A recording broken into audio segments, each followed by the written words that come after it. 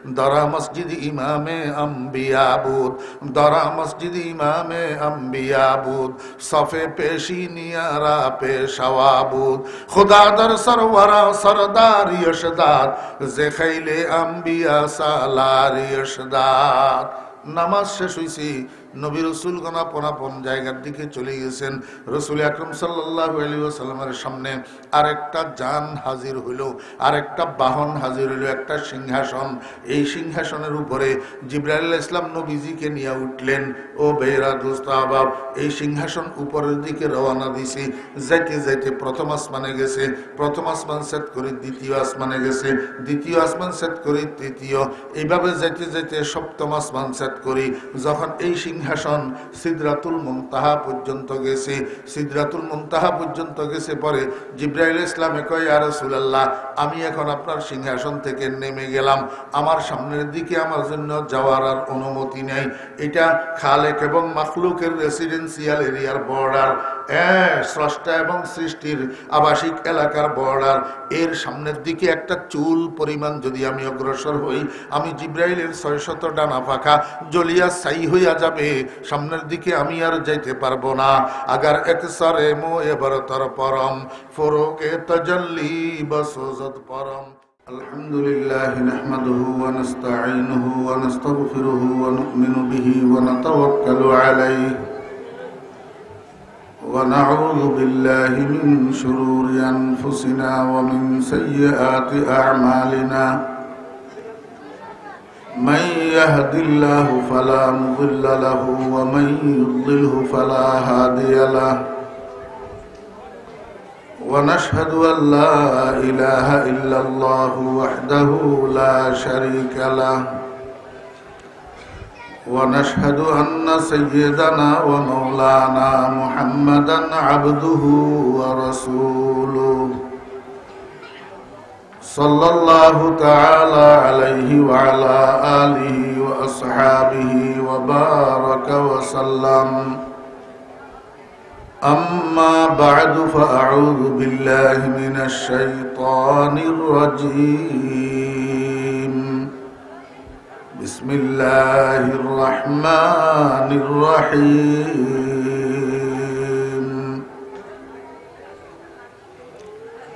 سبحان الذي أسرى بعبده ليلا من المسجد الحرام إلى المسجد الأقصى الذي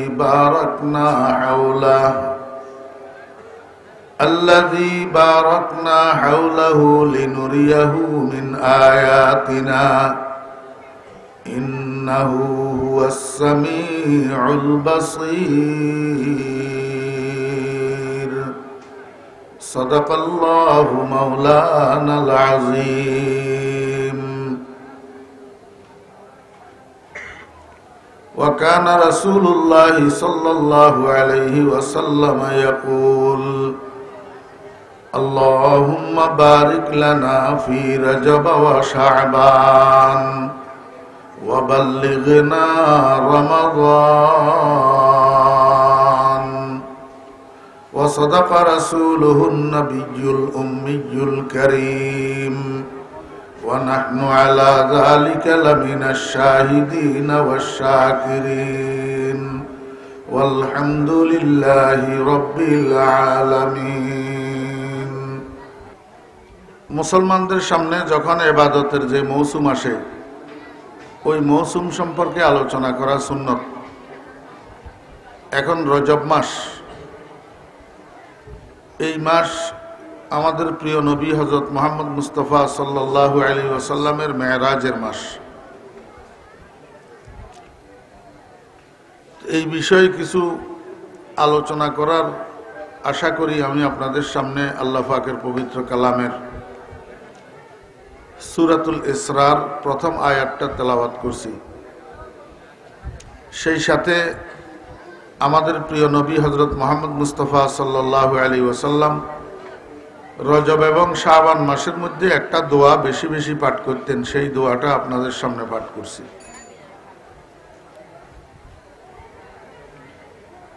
রাত্রে 10টা বা অল্প কিছু বেশি, 1 ঘন্টা আলোচনা হইলেও 11টা, এরপরে দোয়া মুনাজাত। এই জন্য কোন রকমের ভূমি কেন, সরাসরি কথা শুরু করি। এই রজব মাসের 26 তারিখের বিকালবেলা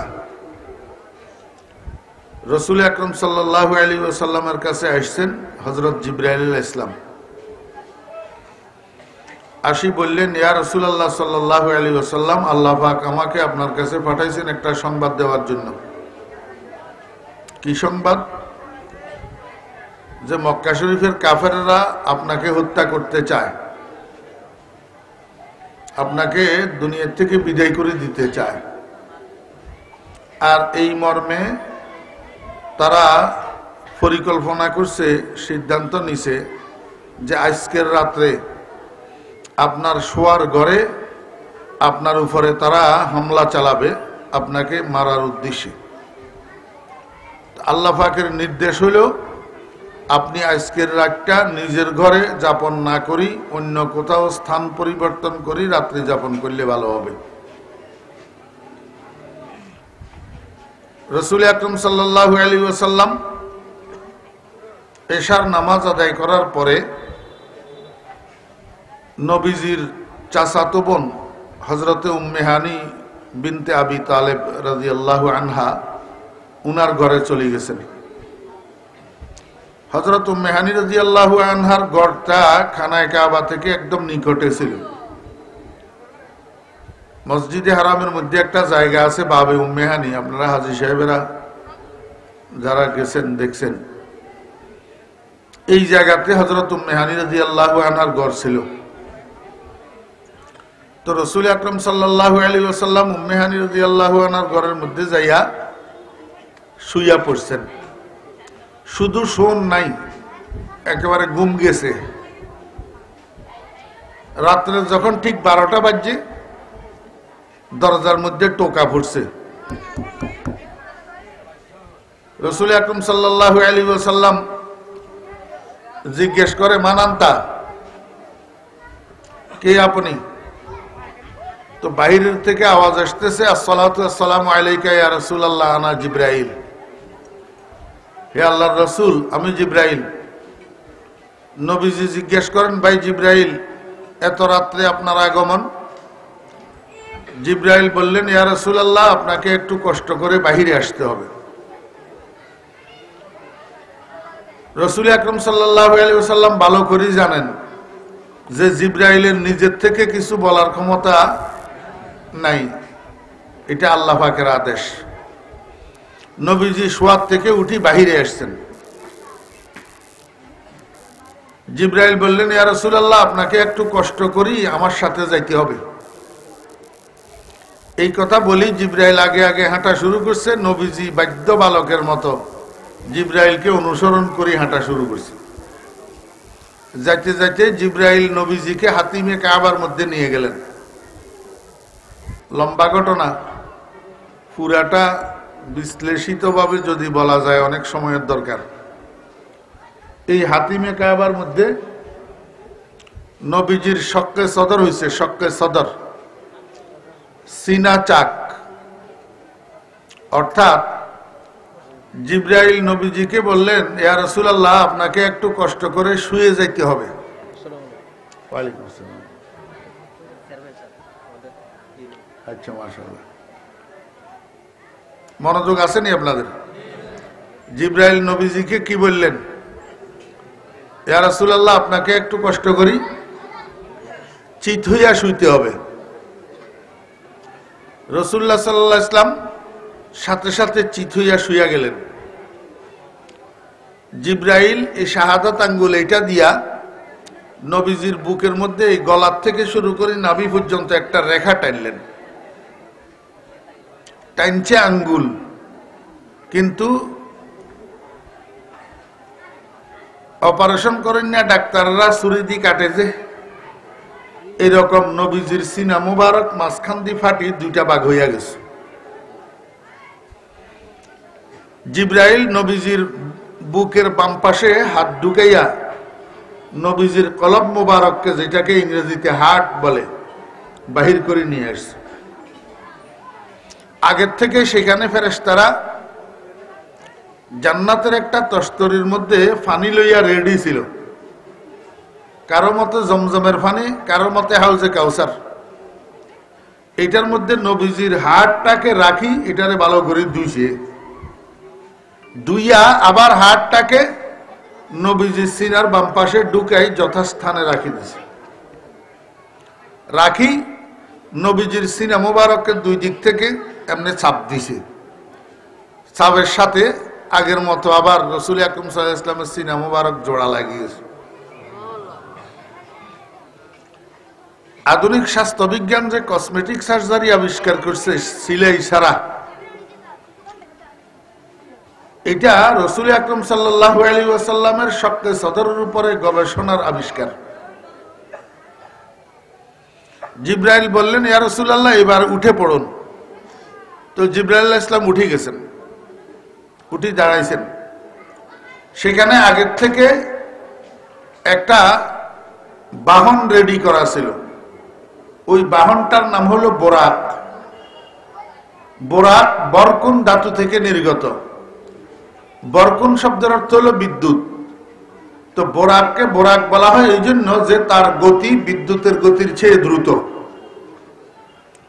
নবীজি ইরশাদ করছেন, বোরাক চোখে যতটুক দেখে ততটুকুর মধ্যে এক কদম দেয়। আল্লাহু আকবার। এই গলা থেকে নিচের দিক চতুষ্পদের মতো, আর উপরেরটা মানুষের মতো। গোড়ার থেকে একটু ছোট, গাদার থেকে একটু বড়, দুধের চেয়ে সাদা। আল্লাহু আকবার। গরু ছাগলের মধ্যে পাও কয়টা? 4টা। পিছনের দুটোটা পাও আর সামনের দুটোটা হইল হাত। সামনের দুটোটা কি? হাত। আমরাও যদি এরকম গরুর মতো উঠতই তো সাইরান হয়ে যায় না? সামনের দুটোয়ান কি? হাত। রাসূল আকরাম সাল্লাল্লাহু আলাইহি ওয়াসাল্লাম ইরশাদ করেন, বোরাকের পিছনের যে দুই পাও, এই দুই পাওর লগে দুইটা ডানা আছিল। ডানা যখন সে ভ্রমণের জন্য লাফ মারে, তখন পিছনের পাও দোনোটা ওই পিছনের ডানা দোনোটার নিচে এইভাবে ক্লোজ হয়ে যায়। প্লেন যে সময় আকাশে উড়ে, চাকা এগুলা চাকার জায়গা থাকেনি, ভিতরে ঢুকে যায় না? তো বোরাক যখন সামনের দিকে লাফ দিত, তখন পিছনের পাও দোনোটা ডানার ভিতরে ঢুকে যেত, সামনের পাও দোনোটাতে লাফ দিত। আল্লাহু আকবার। হযরত জিবরাইল আলাইহিস সালাম রাসূল আকরাম সাল্লাল্লাহু আলাইহি ওয়াসাল্লামকে লইয়া গেলেন জেরুজালেমের বাইতুল মুকাদ্দাস মসজিদে।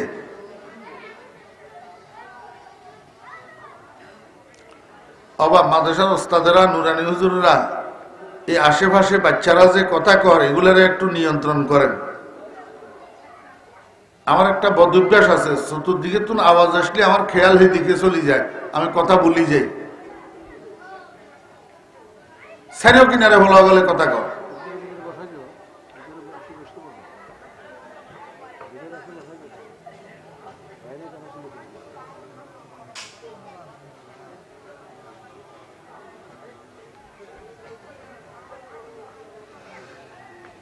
কোথায় নিয়ে গেছেন? জেরুজালেমের বাইতুল মুকাদ্দাস মসজিদে। বাইতুল মুকাদ্দাস মসজিদ এটা হযরত সুলাইমান আলাইহিস সালাতু ওয়াস সালামের নির্মাণ। মক্কা শরীফ থেকে জেরুজালেম পর্যন্ত তৎকালীন যুগে ব্যবসায়ীরা উটের সফরে যে ভ্রমণ করত, মাল আনার জন্য যাইতে 1 মাস লাগতো, আসতে 1 মাস লাগতো। রাসূল আকরাম সাল্লাল্লাহু আলাইহি ওয়াসাল্লামকে কয়েক মিনিটে জিবরাইল বোরাকে চড়াই লই গেছে গা বাইতুল মুকাদ্দাস মসজিদে। বাইতুল মুকাদ্দাস মসজিদের সামনে নামি সর্বপ্রথম জিবরাইল আলাইহিস সালাম আযান দিয়েছেন। কি দিয়েছেন? আযান। আযান দিয়া রাসূল আকরাম সাল্লাল্লাহু আলাইহি ওয়াসাল্লামকে লইয়া ভিতরে ঢুকছেন। রাসূল আকরাম সাল্লাল্লাহু আলাইহি ওয়াসাল্লাম ভিতরে ঢুকি দেখলেন মসজিদ ভর্তি মানুষ।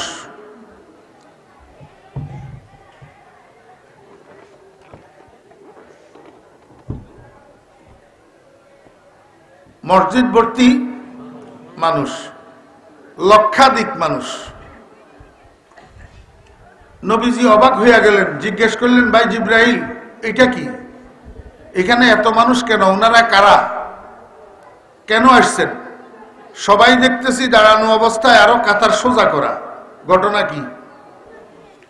তো জিবরাইল আলাইহিস সালাম বললেন, ইয়া রাসূলুল্লাহ, ইনারা সবাই আপনার পূর্ববর্তী নবী রাসূলগণ। আল্লাহ পাক ওনাদেরকে এখানে সমাবেত করছেন আপনার পিছনে 2 রাকাত নামাজ আদায় করার জন্য। ইমামতির মুসাল্লাটা খালি আপনার জন্য অপেক্ষা করতেছে, আপনি তশরিফ নেন আর ইমামতি করেন। জিবরাইল আলাইহিস সালাম একামত দিলেন, রাসূল আকরাম সাল্লাল্লাহু আলাইহি ওয়াসাল্লাম 2 রাকাত নামাজের ইমামতি করলেন। সমস্ত নবী রাসূলগণ 1.25 লক্ষ প্রায় নবী রাসূল নবীজির পিছনে ইক্তেদা করে 2 রাকাত নামাজ পড়ছেন। এর দ্বারা নবীজি ইমামুল আম্বিয়াই ওয়াল মুরসালিন হইলেন। কি হইলেন? ইমামুল আম্বিয়াই ওয়াল মুরসালিন, সমস্ত নবী রাসূলগণের ইমাম হইলেন। এই পর্যন্ত এটা পুরাণ কথা। আপনারা কেউ কেউ আবার মনে মনে কন যে মিয়া এই হুরান আলোচনা আগেন কিলে করার। এই পর্যন্ত পুরাণ কথা, আর এটা আপনারা আরো আগেও শুনছেন। আমি একটু দরাই বেল্লাই বলি কইলাম। এইবারে আসেন, এখান থেকে আমাদের বুঝার বিষয় কি আছে। প্রথম বুঝার বিষয় হলো আল্লাহ পাক আল্লাহর রাসূলকে আসলে নিতেছেন কোথায়? আল্লাহু আকবার। মানুষের জ্ঞানের পরিধির মধ্যে যতটুকু, এর শেষ সীমানার নাম হলো সিদরাতুল মুনতাহা। সিদরাতুল মুনতাহা। মানবীয় জ্ঞানের পরিধির ঊর্ধ্বে রাসূল আকরাম সাল্লাল্লাহু আলাইহি ওয়াসাল্লাম আরো যাবেন। এটা সময় থাকলে বলবো ইনশাআল্লাহ। একবার সিদরাতুল মুনতাহা পর্যন্ত বুঝেন। রাসূল আকরাম সাল্লাল্লাহু আলাইহি ওয়াসাল্লামকে আল্লাহ পাক কোথা থেকে কোথায় নিতেছেন? মক্কা শরীফের মসজিদে হারাম থেকে সপ্তম আসমানের চেয়ে আরো 70,000 বছরের দূরত্বে উপরে একটা জায়গা আছে সিদরাতুল মুনতাহা। এই জায়গা পর্যন্ত নিয়ে যাবেন। সিদরাতুল মুনতাহাকে সিদরাতুল মুনতাহা কেন বলা হয়? এটার অর্থ কি? এটা একটু পরে বলতেছি। আগে বুঝেন, সিদরাতুল মুনতাহা জায়গা এটা মক্কা শরীফের খানায়ে কাবা থেকে এমনি তীরের মতো সোজা উপরে, এদার ওদার নেই। এখন আমাদের জানার বিষয় হলো, আল্লাহ যখন আল্লাহর রাসূলকে নিয়ে যাবেন মসজিদে হারাম থেকে সিদরাতুল মুনতাহা, তাহলে সোজা উপরের দিকে না উঠাইয়া যাইতে 1 মাস লাগে, আসতে 1 মাস লাগে জেরুজালেম। সেই জেরুজালেমের মসজিদে আকসা দিয়া ঘুরাইয়া নিলেন কেন? আমার ভাইয়েরা, দোস্ত আহবাব, জেরুজালেমের মসজিদে আকসা দিয়া ঘুরাইয়া নিছেন 2 রাকাত নামাজ আদায় করানোর জন্য। কি জন্য? 2 রাকাত নামাজ আদায় করানোর জন্য। এখন প্রশ্ন হলো, রাসূল আকরাম সাল্লাল্লাহু আলাইহি ওয়াসাল্লামের মেরাজের ভ্রমণটাকে আল্লাহ পাক 2 রাকাত নামাজের দ্বারা শুরু করলেন কেন? দুনিয়ার মানুষকে 2টা কথা বোঝানোর জন্য। ও ভাইরা, দোস্ত আহবাব, 1 নম্বর কথা বুঝাইতে চায় আল্লাহ পাক রব্বুল আলামিন, হে দুনিয়ার মানুষেরা, তুমি যেই লাইনের লোক হও, যেই লাইনের তোমার কাজ হোক, দুনিয়াতে যত কাজ আছে সমস্ত কাজের চেয়ে নামাজ বড়। সমস্ত কাজের চেয়ে কি বড়? আপনারা যারা কৃষকেরা আছেন, অন্য অন্য ডিস্ট্রিক্টে যাই, দেশের বাইরে যাই, কথা কইতে আমার কষ্ট হয়, অন্য ভাষায় কোয়া লাগে। এটা তো বেগুন, আপনারা আমার দেশের মানুষ, বুঝাইতে কষ্ট নাই। জমিন হ্যাকের না রোয়ারু বেললে আসরের নামাজের আজান দিছে, কিন্তু হ্যাক রয়ে গেছে, জ্বালা রয়ে গেছে, হেক্কা জমিন রয়ে গেছে, জ্বালা রয়ে গেছে। অন কিরবেন, হ্যাক শেষ করবেন, নামাজ বাদ দিবেন না, নামাজ পড়বেন, আবার রোয়া রইবেন আগে। আমার বেরা দোস্ত আবাব, আল্লাহ পাক রব্বুল আলামিন বুঝাইতে চায় দুনিয়ার মানুষ, তোর হেক্কা ভূমি যেমুই যে বুঝক, জ্বালা যেমুই যে বুঝক, নামাজ ছাড়তে পারবি না। নামাজ ছাড়তে একখানা বুঝি লইতে কষ্ট হয়। দুনিয়ায়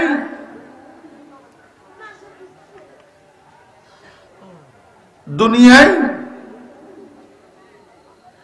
বুঝা সহজ, দুনিয়ায় বুঝা সহজ, অর্জন করা কঠিন। কিন্তু আখিরাত বুঝা কঠিন, অর্জন করা সহজ। অর্জন করা সহজ। দুনিয়ায় বুঝা কঠিন, বুঝা সহজ, অর্জন করা এনে কইতে কোয়া যায়, হ্যান করেঙ্গে, তেন করেঙ্গে, হাতি মারেঙ্গে, লাথি মারেঙ্গে। মারিবের বেলায় আইলে মাসি বি মার না শেখা। বুঝা সহজ, করা কঠিন। কিন্তু আখিরাত বুঝা কঠিন, করা সহজ। আল্লাহু আকবার। আল্লাহ পাক রব্বুল আলামিন দুনিয়ার মানুষকে বুঝাইতে চায়, হে দুনিয়ার মানুষেরা, তুমি বড় একটা শহরে, বড় একটা বাজারে, বড় একটা দোকানের মালিক। আসরের নামাজের সময় তোমার দোকানে গ্রাহকের ভিড়, মসজিদে আজান হইতেছে, দোকানে গ্রাহকের ধাক্কা ধাক্কি। এখন তুমি দোকানদারি করিবা, গ্রাহক বিদায় করিবা না নামাজ পড়িবা? নামাজ পড়তে গেলে 20 মিনিট দোকান বন্ধ রাখতে হবে, আর দোকান চালাইতে গেলে নামাজ বাদ যাবে। আল্লাহ কয়, বান্দা তোর দোকান জাহান্নামে যাবে, কিন্তু নামাজ ছাড়তে পারবি না। নামাজ ছাড়তে পারবি না, তোর দোকানদারি থেকে নামাজ বড়। আল্লাহ পাক রব্বুল আলামিন বুঝাতে চায় দুনিয়ার মানুষেরা, তুমি চাকরিজীবী, অফিসে বসা আছো, আসরের নামাজের আজান হইতেছে, জোহরের নামাজের আজান হইতেছে, অফিসের ফাইল দেখার জন্য, অফিসের মিটিং মেনটেন করার জন্য নামাজ ছাড়তে পারবে না। নামাজের জন্য অফিসের কাজ স্থগিত হবে, কিন্তু অফিসের কাজের জন্য নামাজ ডিলে হবে না।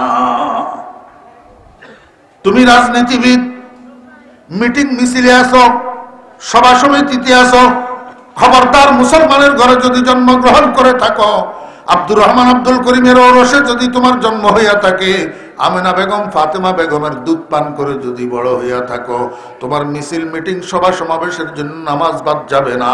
নামাজের কারণে মিছিল মিটিং সভা সমাবেশ স্থগিত হবে।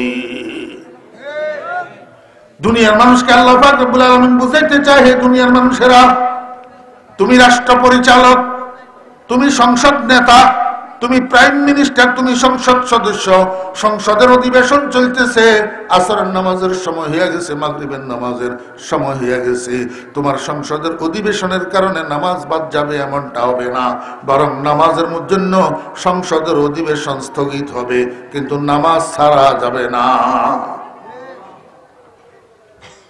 বুঝছেন না? বুঝেন না? জোরের নিকন হয়ে অত বুঝিয়েন না। গুমনি কই, যত কাজ আছে দুনিয়ার মধ্যে, সব কাজের থেকে কি বড়? নামাজ বড়। এই কথাটা বিশ্বাস করেননি? গোড়ার ডিম করেন। বিশ্বাস করলে কই, ফজরের সময় মসজিদে মুসল্লি নাই যে? আমার বেরা দোস্তাবাব, এক লোক যাইয়া পাহাড়ের উপরে উঠছে, কি কাজে? একদম প্রত্যুষে ভোরে পাহাড়ের উপরে উঠছে। পাহাড়টা সমতল ভূমি থেকে 500 ফুট উঁচা। এই পাহাড়ের উপরে যখন গেছে সকালবেলায় কুয়াশা ভিজা ঘাসের উপরে যখন পাও পড়ছে, পাও পিছলা খাইয়া পড়ে গেছে পাহাড়ের ডালুতে। এখন পাহাড়ের ডালুতে যখন পড়ছে নিচের দিকে গড়ানো শুরু হয়েছে।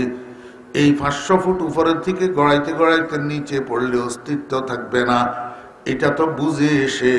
এই জন্য মানুষের স্বভাব হইল মানুষ মরতে মরতেও বাঁচতে চায়, মরতে রাজি নাই।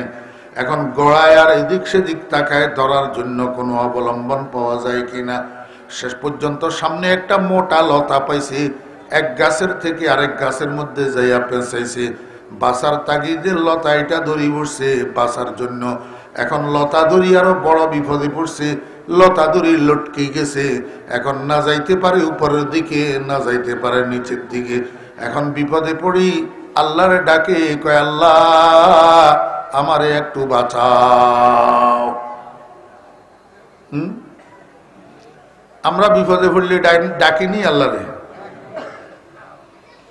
বিপদেতে পড়লে বান্দা হাজার সিন্নি মানে, বিপদ থেকে উদ্ধার হইলে কিচ্ছু না জানে। করোনা যখন প্রভাব বিস্তার করছে তখন আল্লাহ আল্লাহ ডাক বাড়ি গেছে। এখন আগের থেকে একটু যখন কমে গেছে আবার আল্লাহ আল্লাহ ডাক কমে গেছে। হ্যাঁ, আল্লাহু আকবার। এই লোকটা লতা ধরি যখন বিপদে পড়ছে এখন আল্লাহরে কয় আল্লাহ আমারে একটু বাঁচাও। তো মানুষে আল্লাহরে ডাকলে আল্লাহ শুনেনি? জি শুনেনি? আপনার বিশ্বাস আছে? আল্লাহর হাবিব জনাব রাসূলুল্লাহ সাল্লাল্লাহু আলাইহি ওয়াসাল্লাম বলেন, দুনিয়ার যেই কোনো মানুষ ইচ্ছায় অনিচ্ছার যতবার বলে আল্লাহ, ততবার আল্লাহ পাক বলে লাব্বাইক ইয়া আবদি। ও বান্দা, আমি তো তোমার সাথে হাজির আছি, আমাকে কেন ডাকছো? এই আল্লাহ পাক যে জবাব দেয়, এই জবাব যাদের কান আছে তারা শুনে, অন্যরা শুনে না।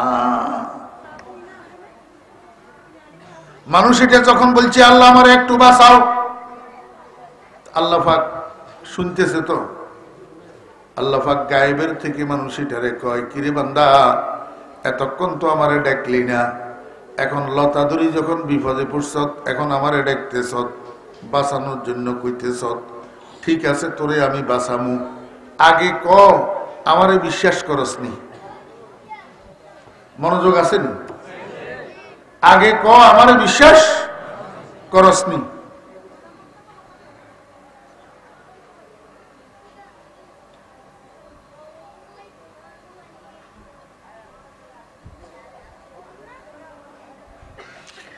আচ্ছা, আপনারা এখানে কিলে দাঁড়ায় রয়েছেন সামনাসামনি?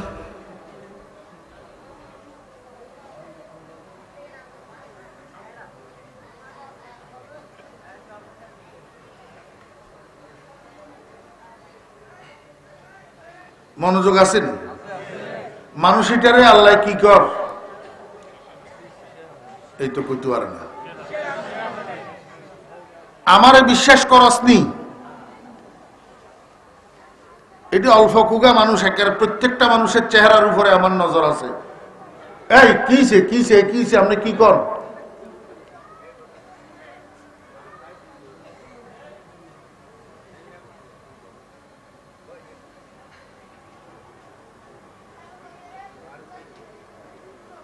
আচ্ছা, আপনি হিমু হসিবু কি লাগেন? আপনি এখানে বলছেন ও আলহামদুলিল্লাহ লাগে না। আপনার এখন কাজে আল্লাহ আমারে একটু বাঁচাও।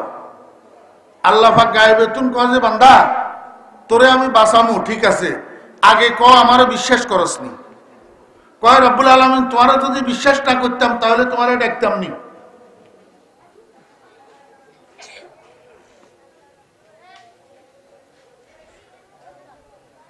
এই নিন্দি আর কেউ ডুবতে দিচ্ছে, কোনো ওলাও ডুবতে দিবি না।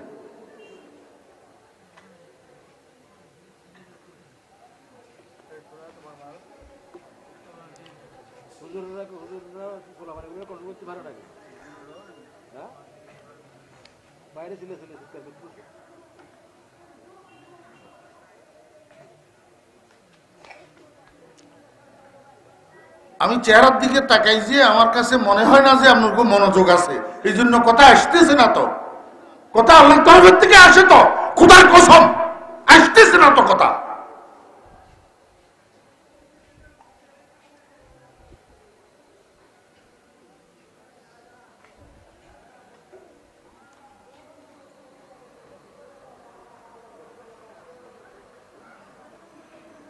আল্লাহ পাক রব্বুল আলামিন জিজ্ঞাসা করে, বান্দা আমারে বিশ্বাস করস নি?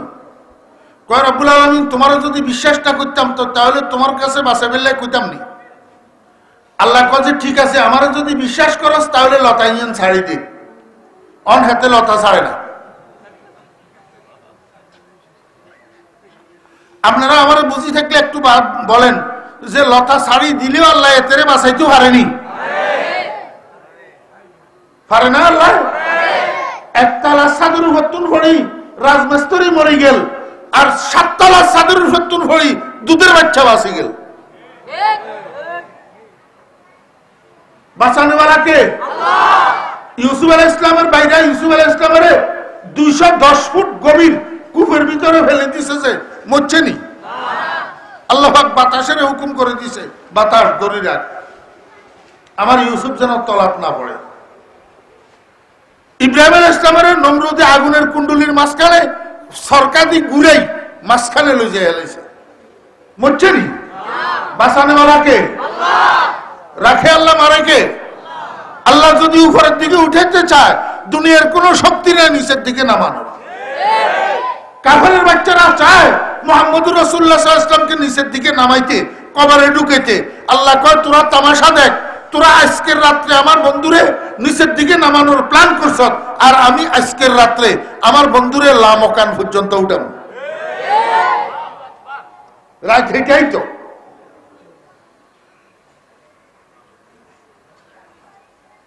হাতে কয় আল্লাহ আমারে একটু বাঁচাও। আল্লাহ কয় বাঁচামু তো ঠিক আছে, তুই তো আমারে বিশ্বাস করস না। কয় রব্বুল আলামিন তোমারে বিশ্বাস করি। কয় বিশ্বাস করলে লতা নিয়ে ছাড়ি দি। অন হাতে লতা ছাড়ে না। তাহলে কি আসলে বিশ্বাস নাই? আছে, কিন্তু ওই পরিমাণ বিশ্বাস নাই যে পরিমাণ বিশ্বাস থাকলে লতা ছাড়ি দেওয়া যায়। এই পরিমাণ বিশ্বাস নাই। আমার ভাইয়েরা, দোস্ত আহবাব, মনে কষ্ট নিয়েন না কেউ। মাহফিল এটার মধ্যে আমরা এখন যত লোক আছি, বেগ গুণে তুন যদি একটা জিনিস শোনা যায়, দোয়ায় কোনটা কার কার শুদ্ধ মুখস্থ আছে, দোয়ায় কোনটা শুদ্ধ কার কার মুখস্থ আছে, একটু মেহরবানি করে শুনান। এই কথা যদি বলা হয় তাহলে কয়জন মুসলমান বাইর হবে মাদ্রাসার ছাত্র আর আলেম গুলা বাদ দিয়া? বাকি কয়জন বাইর হবে দোয়ায় কুনুত মুখস্থ শুদ্ধ করে শুনাইতে পারে? কয়জন বাইর হবে জানাজার নামাজের দোয়াটা মুখস্থ করে শুদ্ধ করে শুনাইতে পারে? কয়জন বাইর হবে?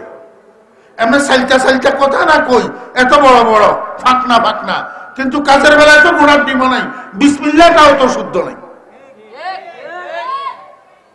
বিসমিল্লাহির রহমানির রহিম।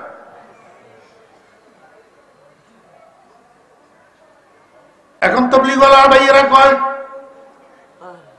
মাসের মধ্যে 30 দিন 27 দিন দুনিয়ার কাজ করেন, নিজের জীবিকা নির্বাহের কাজ করেন, পরিবার পরিচালনার কাজ করেন, 3টা দিন আল্লাহর রাস্তায় বাইর হন। কি জন্য? আল্লাহু আকবার সানা শিখার জন্য, সূরা শিখার জন্য, আত্তাহিয়াতু শিখার জন্য, দোয়ায়ে কুনুত শিখার জন্য, দরুদ শরীফ শিখার জন্য, জানাজার নামাজের দোয়া শিখার জন্য, কবর জিয়ারতের দোয়া শিখার জন্য, নামাজের মধ্যে কি কি কারণে সিজদায়ে সহু ওয়াজিব হয় শিখার জন্য। এখন তাবলীগওয়ালারা 3 দিনের জন্য আল্লাহর রাস্তায় দিন শিখার জন্য ডাকে, কিন্তু হেতে বাইর হইতে রাজি নাই। কারণ একজনের লতা এক কেন ধরে রয়েছে। কেউ কৃষির লতা ধরে রয়েছে, কেউ ব্যবসার লতা ধরে রয়েছে, কেউ চাকরির লতা ধরে রয়েছে, কেউ রাজনীতির লতা ধরে রয়েছে, কেউ দুনিয়ার আকাম কুকামের লতা ধরে রয়েছে। লতা ছাড়তে একজনও তৈয়ার নাই, লতা ছাড়তে তৈয়ার নাই। তো এমনি কয় বিশ্বাস আছে, এমনি কয় বিশ্বাস আছে। আমার ভাইয়েরা, দোস্ত আহবাব, দুনিয়াতে যত কাজ আছে সবচেয়ে বড় কাজ কি? 5 ওয়াক্ত নামাজ। নামাজের চেয়ে বড় আর কোনো কাজ নাই। এটা যদি বিশ্বাস করতেন তাহলে রাত্রের 11টা 12টা 1টা পর্যন্ত টোটা করি টেলিভিশন দেখি, গপ্পা সপ্পা লাগাই, আড্ডা ফাড্ডা মারি, রাতের 12টা 1টা বাজে ঘুমের বিছানার যান শতানের মতো, বেলের 8টা পর্যন্ত যে ঘুমাই থাকেন, কোথায় আপনার বিশ্বাস নামাজের থেকে বড় আর কিছু নাই? কোথায় আপনার বিশ্বাস? এখন কইলি তো আপনারা আমারে খারাপ কইবেন। জন্ম হয়েছি আব্দুর রহমান আব্দুল করিমের ওরসে, দুধ খেয়েছি আমেনা বেগম ফাতেমা বেগমের, কাজ কাম সবগুলা হরেশচন্দ্রের ফোলার মতো আর সীতারানীর ফোলার মতো। করি তো মনে কষ্ট। চুল কাটে যে এমনি করি গুড়াই নিচের গান চাষিয়ে উর্ফদি তুবাই কে বানাই রাখে। কিরে বেড়া ইন্দুর ফোলা নে তুই?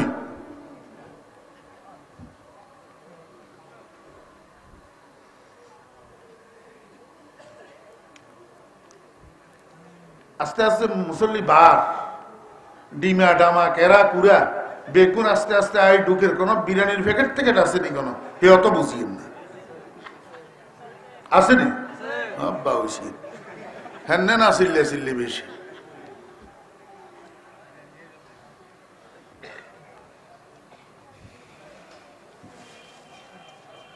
একখান কথা বুঝাইতে পারছি নি, রসুল আকরাম সাল্লাল্লাহু আলাইহি ওয়াসাল্লামের মেরাজের ভ্রমণ এটারে আল্লাহ পাক কি দিয়ে শুরু করছে?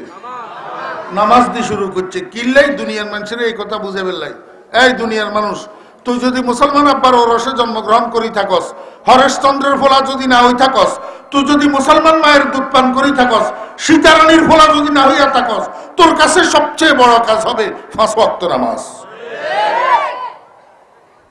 এবারে পড়লে ফড়গো, না পড়লে না ফড়গো। বেনামাজির কোফালো হিন্দুস্তান, বেনামাজির নাকো হিন্দুস্তান, বেনামাজির হাতও হিন্দু, বেনামাজির পাও হিন্দু। কিল্লাই বেনামাজির কপালেও সিজদা করে না, নাকেও সিজদা করে না, হাতেও সিজদা করে না, পাওয়েও সিজদা করে না। তো হিন্দুর ফোলার কপালেও সিজদা করে না, নাকেও সিজদা করে না, হাতেও সিজদা করে না, পাওয়েও সিজদা করে না। এই জন্য বেনামাজির অঙ্গ প্রত্যঙ্গ বেকেন হিন্দু।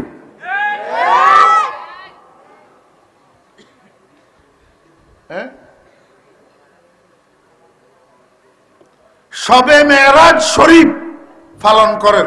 শবে মেরাজ শরীফ মসজিদের লাল নীল বাতি দিয়ে সাজার পবিত্র শবে মেরাজ শরীফ। এশারের নামাজও নাই, ফজরের নামাজও নাই, কত বাঘা ফোড়া কোফাইলা বেনামাজির কি শবে মেরাজ শরীফে ওরা বুঝেন না? আপনারা মনে মনে কইবেন হুজুর এত কড়া করি কনকা। আরে পাগল, জিন্দি হসা ধরে হিন্দি অপারেশন করার লাগে, এটি মলম দিলে হইতো না। এত কড়া করি কইও তো মুসলমানের হলার হ্যাডের ভিতরে ওয়াজ ঢুকাইতে পারিয়েন না।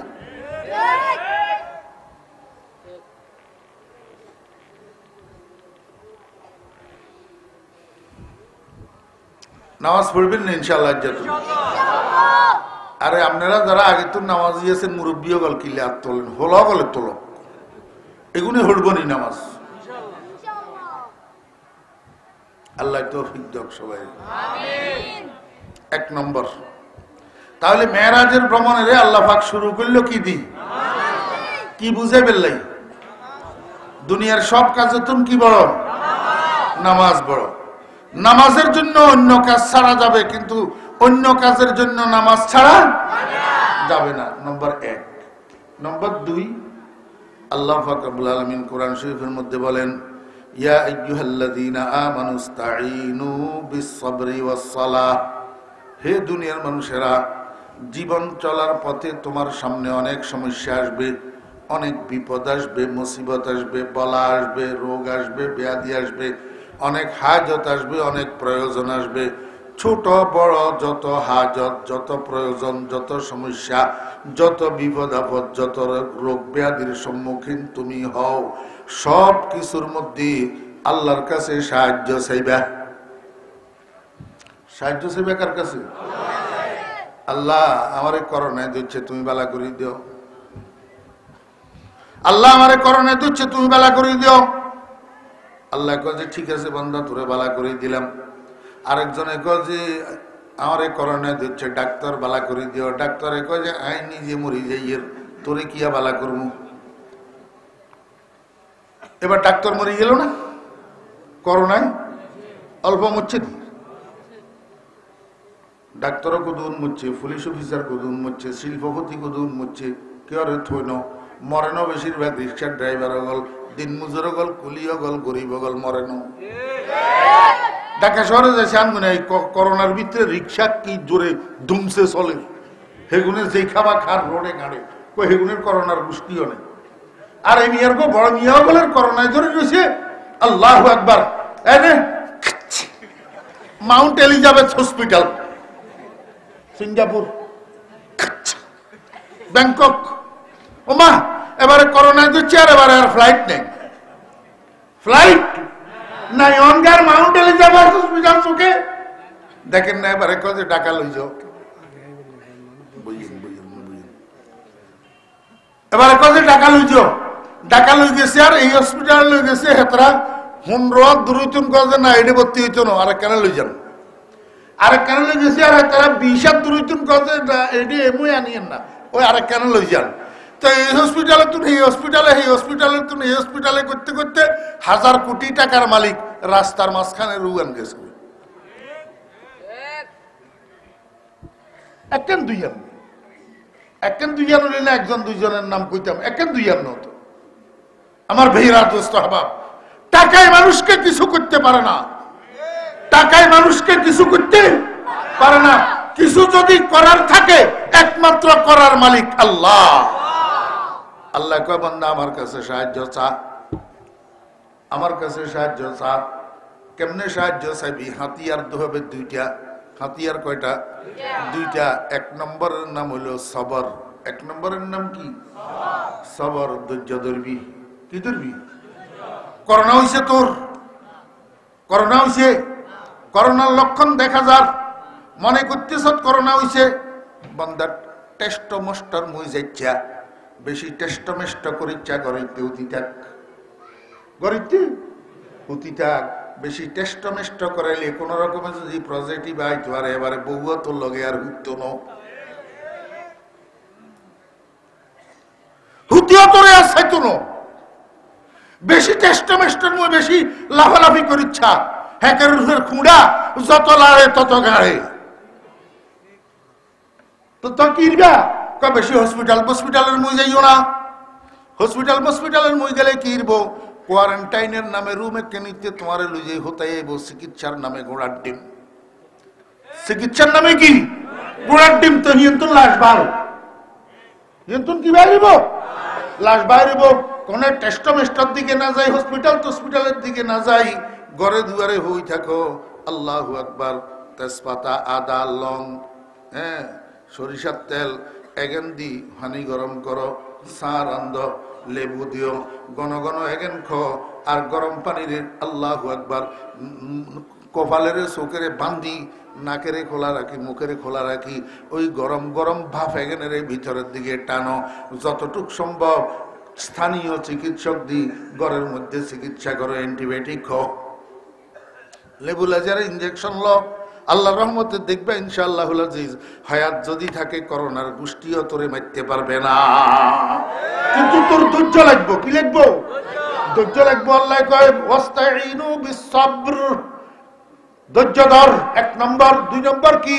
কয় ওয়াসসালাহ, বান্দা 2 রাকাত সালাতুল হাজত পড়, 2 রাকাত সালাতুল হাজত পড়।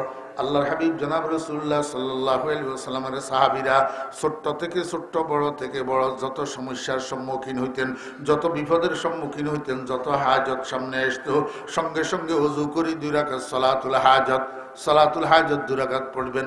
মনোযোগ আছে নি? সালাতুল হাজত কি? সালাতুল হাজত 2 রাকাত সালাতুল হাজত পড়ি আল্লাহ পাকের দরবারে কয় রব্বুল আলামিন আমারে তো করোনা দিচ্ছে, তুমি বাঁচাইলে বাঁচবো, না বাঁচাইলে মরে যাবো।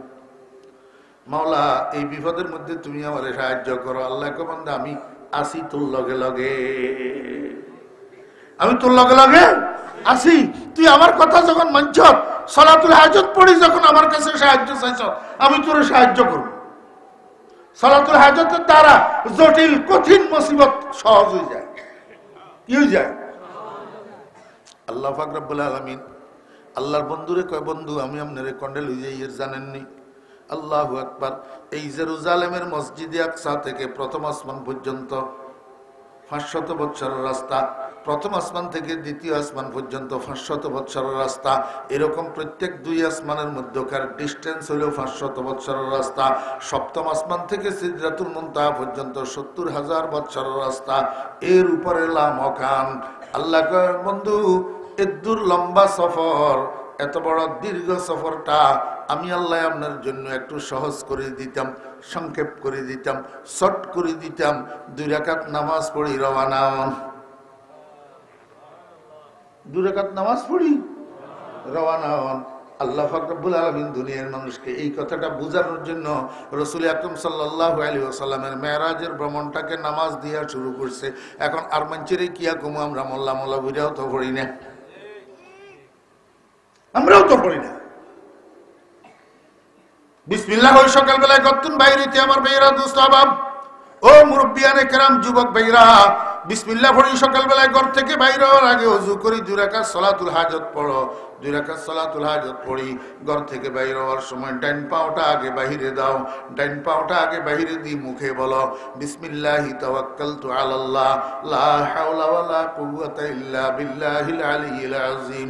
আমি ফরিদুদ্দিন আল্লাহর জাতের কসম করে বললাম, তুমি যেখানে যাইবা তোমার গন্তব্য পর্যন্ত যাইতে যেই গাড়িতে উঠছো, এই গাড়ি যদি আল্লাহর হুকুম থাকে অ্যাক্সিডেন্ট হবে, কিন্তু তোমার একটা পশম বাঁকা হবে না, একটা পশম বাঁকা হবে না। আমল করি দেখো না মিয়া। এই জন্য আল্লাহ পাক রব্বুল আলামিন আল্লাহর বন্ধুকে দিয়া নামাজ পড়াইলেন কয় রাকাত? এখন আমার প্রশ্ন হইল, নামাজ তো পড়াইলেন 2 রাকাত, নামাজ নবীজি একা পড়লেও তো হইতো, জামাতে পড়াইলেন কেন? দুনিয়ার মানুষকে এই কথা বোঝানোর জন্য, হে দুনিয়ার মানুষেরা, নামাজের একটা অরিজিনাল রূপ আর একটা ডুপ্লিকেট রূপ আছে। নামাজের অরিজিনাল রূপটা হলো জামাতের নামাজের রূপ, আর ডুপ্লিকেট রূপটা হলো একিলা নামাজের রূপ। একিলা নামাজ পড়লে তোমার নামাজ হবে, আমি আল্লাহ কবুল করবো, কিন্তু কখন? যখন তুমি বিপদে পড়বা, মুসিবতে পড়বা, ওজরাফত্তি থাকবে, কোনো ঠেকায় পড়বা, দায়ে ঠেকায় পড়ি একা নামাজ পড়লা, আমি তোমার নামাজ কবুল করবো। কিন্তু প্রতিদিন তুমি ঘরে হুতি থাকবা, এখানে থাকবা, ওইখানে থাকবা, এবার নিজে নিজে আই ডুকুর ডুকুর বারান্দায় সৌদা মারিবা, এই নামাজ তোমার আমি কবুল করব না। নামাজ পরিপূর্ণ হওয়ার জন্য জামাত পূর্ব শর্ত। ও পুরুষ ভাইরা, এই জন্য নামাজ পড়তে হবে কেমনে? জামাতের সহিত। জামাতের নাম হলো নামাজের পূর্ণাঙ্গ রূপ, নামাজের পূর্ণাঙ্গ। এই জন্য রাসূল আকরাম সাল্লাল্লাহু আলাইহি ওয়াসাল্লামকে আল্লাহ পাক রব্বুল আলামিন জামাতে নামাজ পড়াইছেন। ও ভাইরা দোস্ত আহবাব, এখন প্রশ্ন হইল, জামাতে নামাজ তো নবীজি মসজিদে হারামের মধ্যেও সাহাবী কয়েকজনের লইয়া পড়তে পারতেন, ওই জেরুজালেমের মসজিদে আকসায় নিয়ে গেলেন কেন? বাইতুল মুকাদ্দাসে নিয়ে গেলেন কেন? তৎকালীন সময়ের মধ্যে বাইতুল মুকাদ্দাস মসজিদ ছাড়া 1.25 লক্ষ মানুষ ধারণ করার মতো আর কোনো মসজিদ ছিল না। আল্লাহর ইচ্ছা হইল আল্লাহ আজকে সমস্ত নবী রাসূলদেরকে দিয়া আল্লাহর বন্ধুর পিছনে ইক্তেদা করাবেন। এখন এতগুলা মানুষ ধারণ করবে কোথায়? একমাত্র বাইতুল মুকাদ্দাস। এই জন্য নবী রাসূলদেরকেও বাইতুল মুকাদ্দাস নিয়ে এসেছেন, আল্লাহর বন্ধুকেও বাইতুল মুকাদ্দাস নিয়ে গেছেন। ও ভাইয়েরা দোস্ত আহবাব, এখন আল্লাহ পাক রব্বুল আলামিন ঠিক আছে বাইতুল মুকাদ্দাসে নামাজ পড়াবেন নবীজিকে জামাতের সহিত, কিন্তু অন্য কয়েকজন মানুষ দিয়েও তো জামাতে নামাজ পড়াইতে পারতেন। নবী রাসূলদেরকে সেখানে প্রায় 1.25 লক্ষ নবী রাসূল একত্রিত কেন করলেন? দুনিয়ার মানুষকে এই কথা বোঝানোর জন্য, হে দুনিয়ার মানুষেরা, আমার বন্ধু যদিও সমস্ত নবী রাসূলের পরে দুনিয়াতে এসেছে, কিন্তু আমার বন্ধুর মর্যাদা সমস্ত নবী রাসূলের ঊর্ধ্বে, আমার বন্ধুর সম্মান সমস্ত নবী রাসূলের পরে, সমস্ত নবী রাসূলের উপরে। এই কথাটা বোঝানোর জন্য আমার বন্ধুকে ইমাম বানাইলাম, সমস্ত নবী রাসূলদেরকে মুক্তাদি বানাইলাম, যাতে তোমরা বুঝো ইমামের মর্যাদা সমস্ত নবী রাসূলদের উপরে, আমার বন্ধুর মর্যাদা সমস্ত নবী রাসূলদের উপরে। আমার ভাইরা দোস্ত আহবাব, মুহাম্মদুর রাসূলুল্লাহ সাল্লাল্লাহু আলাইহি ওয়াসাল্লামের মর্যাদা বুঝানোর জন্য, মুহাম্মদুর রাসূলুল্লাহ সাল্লাল্লাহু আলাইহি ওয়াসাল্লামের সম্মান বুঝার জন্য আল্লাহ পাক রব্বুল আলামিন আল্লাহর বন্ধুকে ইমাম কেন বানাইলেন? অন্য কিছু দিয়াও তো সম্মান বুঝাইতে পারতেন, মর্যাদা বুঝাইতে পারতেন, ইমামতি করাইলেন কেন? দুনিয়ার মানুষকে এই কথা বোঝানোর জন্য, হে দুনিয়ার মানুষেরা, দুনিয়াতে যত কাজ আছে, যত পেশা আছে, যত প্রফেশন আছে, সমস্ত প্রফেশনের উপরে, সমস্ত পেশার উপরে সম্মানী পেশা হইল ইমামতির পেশা। আর দুনিয়াতে যত মানুষ আছে সব মানুষের মধ্যে সম্মানী মানুষ হইল ইমামে মসজিদ। বুঝেন নাই? আমার বেয়েরা দোস্ত আবাব, মনে কষ্ট যাবনি কোনো? মনে কষ্ট নিয়েন না। মসজিদে ঢুকছেন তো আমার চেয়ারম্যান সাহেব ঢুকছে, মেম্বার সাহেব ঢুকছে, মুহাদ্দিস সাহেব ঢুকছে, মুফতি সাহেব ঢুকছে। আল্লাহু আকবার। ও ভাইরা, মসজিদ কমিটির সভাপতি সাহেব আছে, সেক্রেটারি সাহেব আছে, ক্যাশিয়ার সাহেব আছে, মসজিদ কমিটির সদস্যরা আছে। এই সম্মানী সম্মানী হায়ার এডুকেটেড লিটারেট পার্সনেরা মসজিদের মধ্যে আছে। কিন্তু আমার আল্লাহ বুঝাইতে চায়, ও দুনিয়ার মানুষেরা, তোমরা যারা যারা যারা যারা পপুলার লিটারেট মানুষেরা আছো, তোমাদের সকলের চেয়ে মসজিদের ইমামের সম্মান বেশি। ইমামের সম্মান বেশি। এই জন্য তুমি যে যাই হও না কেন, যত শিক্ষিত হও না কেন, যত ক্ষমতাবান হও না কেন, যত আল্লাহু আকবার ধনী হও না কেন, যত তুমি মসজিদ কমিটির সদস্য, সভাপতি, সেক্রেটারি আর ক্যাশিয়ার হও না কেন, খবরদার মসজিদের মধ্যে তফালিং করিও না, মসজিদের মধ্যে মাতাব্বরি করিও না, মসজিদের মধ্যে ইমামের সাথে গরু ছাগলের মতো ব্যবহার করিও না। মসজিদের মধ্যে ইমাম হইল মসজিদের প্রেসিডেন্ট। এই কথাটা বোঝানোর জন্য আল্লাহ পাক রব্বুল আলামিন, এখন তো আমাদের দেশে আমরা কিছু মানুষ আছি, মসজিদ কমিটির সভাপতি হইতে পারলে মনে করি যে আমি একটা বটগাছ হইয়া গেছি, সেক্রেটারি হইতে পারলে মনে করি যে আমি একটা তাল গাছ হইয়া গেছি। অথচ অনেক সভাপতি সেক্রেটারি আছে ঠিক মতো নামাজও পড়ে না, অনেক সভাপতি সেক্রেটারি আছে মদের গ্লাস টানে, অথচ মসজিদে যে ইমামের সাথে দুর্ব্যবহার করে। হতবাগা পোড়া কপাল, তোর এই মসজিদের সেক্রেটারিগিরি আর সভাপতিগিরি কিয়ামতের ময়দানে তোর মুখের উপরে মারা হবে। ইমামের সম্মান করতে হবে। ইমামের কি করতে হবে? সম্মান করতে হবে। সব মানুষের উপরে ইমামের সম্মান। এই কথা বোঝানোর জন্য আল্লাহ পাক রব্বুল আলামিন আল্লাহর বন্ধুরে সমস্ত নবী রাসূলদের ইমাম বানাইয়া নবীজির সম্মান যে সবচেয়ে বেশি এটা বুঝাইছেন। দরা মসজিদ ইমামে আম্বিয়া বুদ, দরা মসজিদ ইমামে আম্বিয়া বুদ, সফে পেশি নিয়ারা পেশাওয়া বুদ, খুদা দর সরওয়ারা সরদার ইশদাদ, যে খাইলে আম্বিয়া সালার ইশদাদ। নামাজ শেষ হইছে, নবী রাসূলগণ আপন আপন জায়গার দিকে চলে গেছেন। রাসূল আকরাম সাল্লাল্লাহু আলাইহি ওয়াসাল্লামের সামনে আরেকটা যান হাজির হইল, আরেকটা বাহন হাজির হইল, একটা সিংহাসন। এই সিংহাসনের উপরে জিবরাইল আলাইহিস সালাম নবীজিকে নিয়ে উঠলেন। ও ভাইরা দোস্ত আহবাব, এই সিংহাসন উপরের দিকে রওনা দিছে।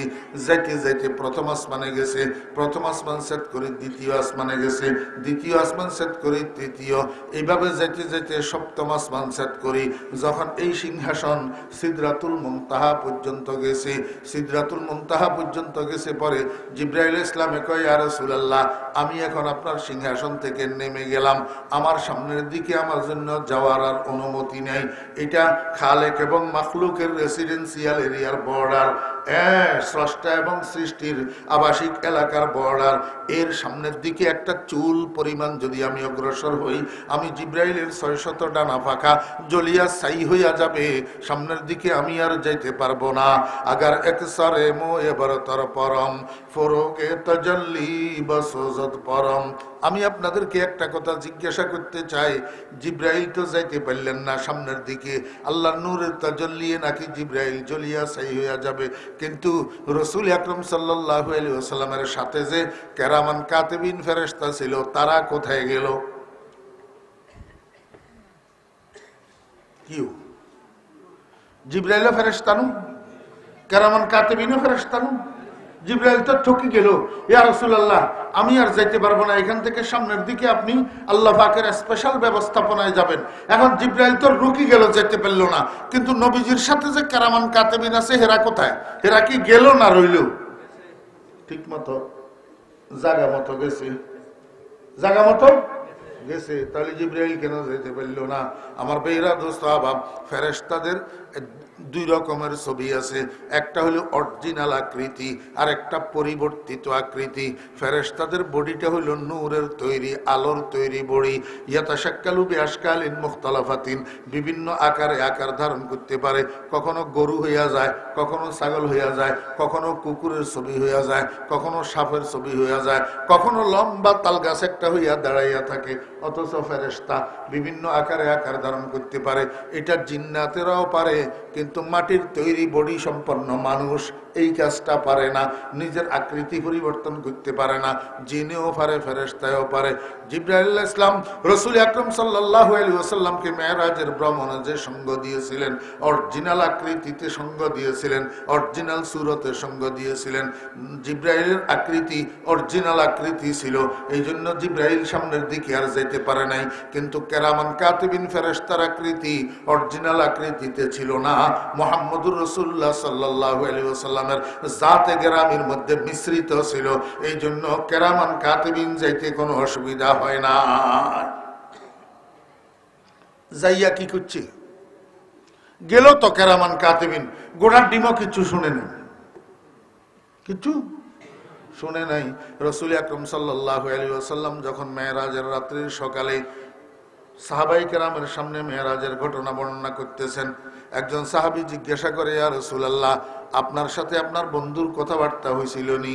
কয় যে হ্যাঁ, আমার সাথে আমার বন্ধুর কথাবার্তা হয়েছিল। সাহাবী কয়, ইয়া রাসূলুল্লাহ, কেমন কথা, কেমন শুনলেন? আল্লাহর হাবিব কয়, খবরদার এই প্রশ্ন জীবনে আর কোনোদিন করবে না। শনিদাগা কালামে নাইব আওয়াজ, শনিদাগা কালামে নাইব আওয়াজ, মানি দর মানি রাজ বারাজ। আমি আমার বন্ধুর কথা শুনছি, আল্লাহ পাকের সাথে আমার আলোচনা হয়েছে, কথা হয়েছে, আমার বন্ধুর কথা শুনছি, কিন্তু সেই কথাগুলা আমাদের তোমাদের কথার মতো না। আমাদের তোমাদের কথার মধ্যে তো শব্দ আছে, আওয়াজ আছে, সাউন্ড আছে। আল্লাহ পাকের কথার মধ্যে না আছে শব্দ, না আছে আওয়াজ, না আছে কি আওয়াজ। এই কারণেই তো শব্দ নাই, আওয়াজও নাই। এই কারণে আল্লাহ পাকের সাথে আল্লাহর বন্ধুর যে কথোপকথন হয়েছে, এটা হাবিব মাহবুব, প্রেমিক প্রেমাস্পদ দুজনের ঠিক মতো শুনছে, কিন্তু সাথে থাকা কেরামান কাতিবিন শুনে নাই। মিয়ানে আশিক ও মাশুক চেরমজিস, মিয়ানে আশিক ও মাশুক চেরমজিস, কেরামান কাতিবিরা হাম খবর। এই ধরনের একটা গোটা দুনিয়াতেও আছে। দুনিয়াতে যদিও সময় তো আমাকে অনুমতি দেয় না, তারপরেও কথায় আসছে যখন একটু বলি। রাসূল আকরাম সাল্লাল্লাহু আলাইহি ওয়াসাল্লামের কলিজার টুকরা কন্যা হযরতে ফাতিমাতুজ জোহরা রাদিয়াল্লাহু আনহার দুইটা ছেলে, হযরত হাসান হুসাইন রাদিয়াল্লাহু আনহুমা, দুজন ছোট ছোট, দুজন। হযরত ফাতিমা রাদিয়াল্লাহু আনহা যখন ঘরের কাছে বেশি ব্যস্ত হইয়া যায়, হযরত হাসান হুসাইন রাদিয়াল্লাহু আনহু দুজন ছোট হিসাবে যাইয়া মায়ের সাথে দুষ্টুমি করে, মায়ের কাজে ডিস্টার্ব করে। হযরত ফাতিমা রাদিয়াল্লাহু আনহা যখন বিরক্তি বোধ করতেন, তখন ছেলেদেরকে বলতেন, বাবারা তোমরা এখানে আমারে ডিস্টার্ব করিও না, দুজন নানাজির কাছে চলে যাও, নানাজির কাছে। নানাজি কে বুঝছেন তো? কে? মুহাম্মদুর রাসূলুল্লাহ সাল্লাল্লাহু আলাইহি ওয়াসাল্লাম। মাটির উপরে না নিচে? বলে উপরে। রাসূল আকরাম সাল্লাল্লাহু আলাইহি ওয়াসাল্লাম কোথায়? মাটির নিচে। নবীজির ইন্তেকালের পরের ঘটনা তো। হযরত ফাতিমা রাদিয়াল্লাহু আনহা কয়, বাবারা তোমরা এখানে আমাকে বিরক্ত করিও না, দুজন নানাজির কাছে চলে যাও। তো হযরত হাসান হুসাইন রাদিয়াল্লাহু আনহুমা মায়ের কথা শুনি আল্লাহু আকবার হাসতে হাসতে দৌড় দিতেন। এক দৌড়ে যাইয়া নবীজির কবরের উপরে উঠে বসে যেতেন। কিসের উপর? রওজায়ে আকদাসের উপর। আপনারা মনে মনে বলতেছেন এটা কোন ধরনের বেয়াদবি? নবীজির রওজায়ে আকদাসে। ভাই হাসান হুসাইনের জন্য এটা বেয়াদবি না। হাসান হুসাইন তো ওই দুই ভাই, যেই দুই ভাই নবীজি জীবিত থাকতে নবীজির নামাজরত অবস্থায় নবীজির দুই কান্দে দুইজন উঠি বসে থাকত। দুই কান্দে দুইজন। আল্লাহু আকবার। এটা দাদা নাতির জন্য। ঠিক আছে, নবীজির রওজায়ে আতহারের উপরে যাইয়া উঠি বসে যাইতেন। ভিতরের থেকে নানাজি কথা বলতেন, নাতিরা দুজনে শুনতো আর উত্তর দিত। উপরের থেকে নাতিরা দুজনে কথা বলতেন, ভিতরের থেকে নানাজি উত্তর দিতেন, আর শুনতেন আর উত্তর দিতেন। এই সময়ের মধ্যে রওজা আকদাসের চতুর্দিকে অনেক জিয়ারতকারীরা থাকতো। এদিকে নানা নাতি কথা কয়, নানা নাতি একে অপরের কথা শুনে আর বলে, কিন্তু সাথে যে জিয়ারতকারীরা আছে উনারা তো গোড়ার ডিমাও কিছু শুনে না। মিয়ানে আশিক ও মাশুক চেরমজিস্ত কেরামান কাতিবিরা হাম খবর নিস্ত। আমার বেরা দোস্ত আবাব, আল্লাহর সাথে আল্লাহর বন্ধুর সাথে কি কথা হইল। আল্লাহ পাক রব্বুল আলামিন বলেন, বন্ধু আমার বাড়িতে মেহমান হইয়া আসছেন, শাহী বাড়িতে, আল্লাহু আকবার, বাদশার দরবারে কি গিফট নিয়ে আসছেন, কি তোহফা নিয়ে আসছেন। রাসূল আকরাম সাল্লাল্লাহু আলাইহি ওয়াসাল্লাম কয়, ইয়া রাব্বি আনতাল গনি ওয়া আনাল ফকির। হে প্রভু, তুমি তো গনি আর আমি হইলাম ভিখারি, আমি হইলাম মিসকিন। আমি তোমার জন্য কি হাদিয়া নিয়ে আসতে পারি? তবুও তিনটা জিনিস তোমার জন্য হাদিয়া নিয়ে আসছি। একটা হলো আমার মৌখিক ইবাদত, আমি যে মাঝে মাঝে জিকির করি, লা ইলাহা ইল্লাল্লাহ, লা ইলাহা ইল্লাল্লাহ, আল্লাহু আল্লাহ, আল্লাহু আল্লাহ। ইয়া আল্লাহ, আমি যে মাঝে মাঝে তাসবিহ পড়ি, 33 বার সুবহানাল্লাহ, 33 বার আলহামদুলিল্লাহ, 34 বার আল্লাহু আকবার। আমি যে মাঝে মাঝে আল্লাহু আকবার সকাল বিকাল 3 তাসবিহ আদায় করি, সুবহানাল্লাহ সুবহানাল্লাহ সুবহানাল্লাহ সুবহানাল্লাহ 100 বার, আলহামদুলিল্লাহ আলহামদুলিল্লাহ আলহামদুলিল্লাহ 100 বার, আল্লাহু আকবার আল্লাহু আকবার আল্লাহু আকবার 100 বার। আমি যে সকাল বিকাল আল্লাহু আকবার তাসবিহ পড়ি 100 বার, সুবহানাল্লাহি ওয়া বিহামদিহি সুবহানাল্লাহিল আযীম, সুবহানাল্লাহি ওয়া বিহামদিহি সুবহানাল্লাহিল আযীম। আয় আল্লাহ, আমি যে বিকাল বেলায় বসে বসে আসরের পর থেকে মাগরিব পর্যন্ত 500 বার দরুদ শরীফ পড়ি, সাল্লাল্লাহু আলাইহি ওয়াসাল্লাম, সাল্লাল্লাহু আলাইহি ওয়াসাল্লাম। ইয়া আল্লাহ, আমি যে গাড়ির সিটের উপরে বসি, রিস্কার সিটের উপরে বসি, গুতুমার থেকে পরশুরাম যাইতেছি, গুতুমার থেকে বক্সবাউন্স যাইতেছি, ছাগল নিয়ে যাইতেছি, পেনি যাইতেছি, গাড়ির সিটের মধ্যে আমি একা একা বসে বসে কি করি? আউযু বিল্লাহি মিনাশ শাইতানির রাজিম, বিসমিল্লাহির রহমানির রহিম। আলাম তারা কাইফা ফাআলা রাব্বুকা বিআসহাবিল ফিল, আলাম ইয়াজআল কাইদাহুম ফি তাদলিল ওয়া আরসালা আলাইহিম তায়রান আবাবিল তারমিহিম বিহিজারাতিন মিন সিজিল। বিসমিল্লাহির রহমানির রহিম। কুল হুয়াল্লাহু আহাদ, আল্লাহুস সামাদ, লাম ইয়ালিদ ওয়া লাম ইউলাদ ওয়া লাম ইয়াকুল লাহু কুফুয়ান আহাদ। দুনিয়ার মানুষ গাড়ির মধ্যে কেউ ঘুমায়, কেউ গান শুনে, আর আমি বসে বসে মুখস্থ আল্লাহর কোরআনের সূরাগুলা যে আমি বসে বসে তেলাওয়াত করি। আমার এই মৌখিক ইবাদতগুলা আপনার জন্য গিফট নিয়ে আসছি, আত্তাহিয়াত। আপনার জন্য কি নিয়ে আসছি? হাদিয়া। রাসূল আকরাম সাল্লাল্লাহু আলাইহি ওয়াসাল্লাম কয়, ইয়া আল্লাহ, আমার আর কিছু ইবাদত আছে, আমার দৈহিক ইবাদত। আমি যে 5 ওয়াক্ত নামাজ পড়ছি, রমজান মাসে রোজা রাখছি, হজ করতে যাইয়া তোমার ঘরের চতুর্দিকে আল্লাহু আকবার পাগলের মতো 7 বার চক্কর কাটছি, এই সমস্ত দৈহিক ইবাদতগুলা তোমার জন্য আমি গিফট নিয়ে আসছি। ওয়াসসালাওয়াত। ইয়া রাব্বি, মাঝে মধ্যে আমি এমন একটা ইবাদত করছি, 50,000 60,000 1 লক্ষ টাকা দিয়া গরু কিনি, মহিষ কিনি, কোরবানি দিয়েছি। রমজান মাসের মধ্যে নিজের মাল হিসাব করে যাকাত দিয়েছি। রমজানের ঈদে আল্লাহু আকবার গরিব দুঃখীদের মধ্যে ফিতরা বিতরণ করেছি।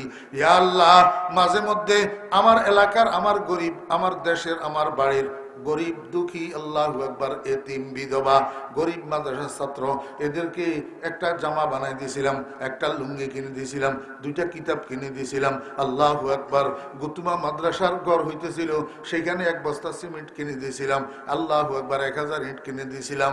আমার এই আর্থিক যে কতগুলো ইবাদত আছে, এই ইবাদতগুলা তোমার জন্য নিয়ে আসছি। ওয়াত-তাইয়্যিবাত। বুঝছেন না? বুঝেন না? আত-তাহিয়্যাতু লিল্লাহি ওয়াস-সালাওয়াতু ওয়াত-তাইয়্যিবাত।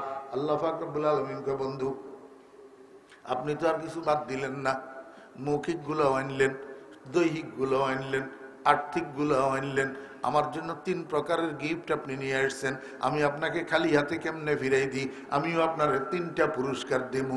আসসালামু আলাইকা আইয়ুহান নাবিয়্যু ওয়া রাহমাতুল্লাহি ওয়া বারাকাতুহু। বন্ধু, আমি আপনাকে শান্তির পুরস্কার দিলাম, রহমতের পুরস্কার দিলাম, বরকতের পুরস্কার দিলাম, তিনটা গিফট আমি আপনাকে দিলাম। আল্লাহর বন্ধু রাহমাতুল লিল আলামিন কয়, আল্লাহ আপনি আমাকে দিয়েছেন, গিফট করছেন, তবে আপনার এই গিফট আমি আমার একার জন্য গ্রহণ করব না। আমি ওয়াদা করলাম কিয়ামত পর্যন্ত আপনার যত নেক বান্দারা দুনিয়াতে আসবে, নেক কাজ করবে, বদ কাজ করবে না, মদ পান করবে না, জেনা করবে না, ব্যভিচার করবে না, মিথ্যা কথা বলবে না, গীবত করবে না, শিকায়েত করবে না, পরের হক আত্মসাৎ করবে না, আল্লাহু আকবার, নারী দর্শন করবে না, ইফটিজিং করবে না, অ্যাসিড নিক্ষেপ করবে না, হাইজেক করবে না, বদমেশি করবে না, যত রকমের নাফরমানি আছে আল্লাহর, এই সমস্ত নাফরমানির সাথে তার যোগাযোগ থাকবে না। এরা আপনার নেককার বান্দা। আমি আপনার দেওয়া হাদিয়া আমার জন্য এবং আপনার নেককার বান্দাদের জন্য গ্রহণ করলাম। আসসালামু আলাইনা ওয়া আলা ইবাদিল্লাহিস সালিহিন। আমি একটা সূক্ষ্ম একটা রহস্য আপনাদেরকে বলি, মনোযোগ আছেন? আল্লাহ পাক নবীজিকে কয়টা গিফট করছেন? তিনটা। এক নম্বর গিফট কি? উম্মা কয় না? আসসালামু। সালাম মানি শান্তি।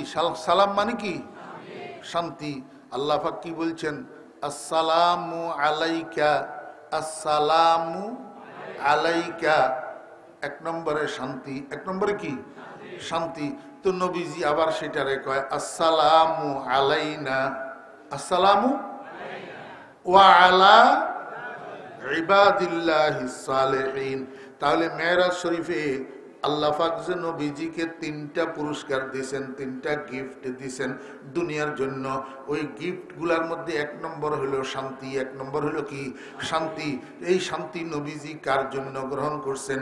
এক নম্বরে নিজের জন্য, দুই নম্বরে আল্লাহর নেককার বান্দাদের জন্য, নেককার বান্দাদের জন্য। এখন আপনাদেরকে আমি একটা চ্যালেঞ্জ করতে চাই, দুনিয়ার মানুষেরা, আজকের দুনিয়াতে আপনারা পর্যবেক্ষণ করে দেখুন, আজকের দুনিয়াতে আপনারা ইনভেস্টিগেশন করুন। কোটি টাকার মালিক হইতে পারে, যত বড় ক্ষমতার মালিক হোক না কেন, যত কোটি টাকার মালিক হোক না কেন, যদি আল্লাহর নাফরমানির জীবন যাপন করে, নেককার যদি হইতে পারে, কোটি টাকা আছে ঠিক, কিন্তু শান্তি নাই। শান্তি নাই। চ্যালেঞ্জ। যত বড় পদের অধিকারী হোক না কেন, যত বড় ক্ষমতার অধিকারী হোক না কেন, নেককারী যদি না থাকে, দিনদারি যদি না থাকে, শান্তি নেই। আপনি খোঁজ নিয়ে দেখেন, হয়তো বউয়ে কথা মানে না, না হলে ছেলে কথা মানে না, না হলে মেয়ে কথা মানে না, না হলে একজনে এক জায়গা দিয়ে একটা কাম করি বইছে, হয় বউয়ে কোনোয়ান দিয়া কাম করেন, না হলে মেয়ে কোনোয়ান দিয়া কাম করেন, না হলে ছেলে কোনোয়ান দিয়া কাম করেন। আল্লাহু আকবার। কোনো না কোনো দিকে দিলের ভিতরে অশান্তি আছে, এমন অশান্তি ভোগ করতেছে যেটা দুনিয়ার মানুষের লজ্জায় কইতেও পারে না। এর কারণ হলো নেককারী না থাকা। কারণ নবীজি এই শান্তি গ্রহণ করছেন নিজের জন্য আর আল্লাহ পাকের ইবাদে সালেহিনের জন্য। আমার বেইরা দোস্ত আবাব ৬,০০০ টাকা বেতন পায়, ৫,০০০ টাকা বেতন পায়, ৭,০০০ টাকা বেতন পায়, ৬০,০০০ টাকা বেতন পায়, ১০,০০০ টাকা বেতন পায়। একটা মাদ্রাসার মুদাররিস, একটা মসজিদের ইমাম, একটা মসজিদের মুয়াজ্জিন। খবর নিয়ে দেখেন, বউ বাচ্চা কেচ্চা নিয়া, ওরে আপনি কোটিপতির থেকে কোটি গুণ বেশি শান্তিতে আছে, কোটি গুণ বেশি শান্তিতে আছে। অল্প খায়, দুর্বল খানা খায়, অল্প খায়, দুর্বল বিছানায় ঘুমায়, দুর্বল ঘরে থাকে, কিন্তু আপনি যে মানসিক টেনশনে থাকেন, এই মানসিক টেনশন তার মধ্যে নাই। কারণটা কি? ওই আল্লাহর হাবিব দোয়া করে গেছেন, আসসালামু আলাইনা ওয়া আলা ইবাদিল্লাহিস সালিহিন। আপনারা কল্পনাও করতে পারবেন না, একজন আলেম, হক্কানি আলেম, দিনদার আলেম, পরহেজগার আলেম, নেককার আলেম, যেই শান্তিতে জীবন যাপন করে, আপনারা এই শান্তি কল্পনাও করতে পারবেন না। আপনাদের কাছে টাকা থাকতে পারে, উচ্চ শিক্ষা থাকতে পারে, ক্ষমতা থাকতে পারে, আপনাদের কাছে সব থাকতে পারে, কিন্তু দিলের শান্তি, যেটাকে ইতমিনানে কলব বলা হয়, এই ইতমিনানে কলব একজন হক্কানি আলেম, দিনদার আলেম, পরহেজগার আলেম, আল্লাহওয়ালা আলেমের কাছে কলবের যে শান্তি, দিলের যে শান্তি, এই শান্তি আপনারা কল্পনাও করতে পারবেন না। এই জন্য আমি উদাত্ত আহ্বান জানাবো, আমার ভাইরা দোস্ত আহবাব, টাকা থাকুক কোনো অসুবিধা নাই, উচ্চ শিক্ষা থাকুক কোনো অসুবিধা নাই, ক্ষমতা থাকুক কোনো অসুবিধা নাই, এগুলার মধ্যে তো দোষের কিছু না। কিন্তু এগুলার সাথে সাথে আপনি একটু নেককার হইয়া যান, আপনি আল্লাহর নেক বান্দা হইয়া যান। কেমনে কেমনে করলে মানুষের নেককার কয়, হেমনে হেমনে হইয়া যান। দেখবেন আপনার জীবনে শান্তি আর শান্তি আর শান্তি, অশান্তির লেশ মাত্র আপনার কাছে থাকবে না। আসসালামু আলাইনা ওয়া আলা ইবাদিল্লাহিস সালিহিন। আল্লাহু আকবার। একটা কথা কই শেষ, মনোযোগ আছে? সালাম সালাম সালাম। আমরা দেশে তো এখন বড়রা ছোটদেরকে সালাম দেয় না, শর্মায়। বাপে হুতেরে সালাম করে না, বড় ভাইয়ে ছোট ভাইরে সালাম করে না, মায়ে হুতেরে সালাম করে না, শাশুড়িয়ে হুতের বোরে সালাম করে না, মায়ে জিরে সালাম করে না, এমনকি ইমাম সাহেব মুসল্লির ঘরে সালাম করে না, শিক্ষকে ছাত্রদেরকে সালাম করে না। বড়রা সবাই গালের দিকে তাকাই থাকে, হা করি কতে সালাম দিব ছোট মিয়ায়। তো এবারে সাজি গুজি ওয়ালাইকুমুস সালাম বলবে। ঠিক না বেটি? আমার বেয়েরা দোস্ত আবাব, কেন এমন হইল? সালামের সূচনা হয়েছে কোথায়? মেরাজে। সালামের সূচনা হয়েছে কোথায়? মেরাজে। মেরাজের মধ্যে সালাম আগে কে দিল? বড় হয় না ছোট হয়? প্রথমে আল্লাহ কয় আসসালামু আলাইকা আইয়ুহান নাবিয়্যু ওয়া রাহমাতুল্লাহি ওয়া বারাকাতুহু। বুঝি থাকলে বলেন সালাম আগে কে দিল?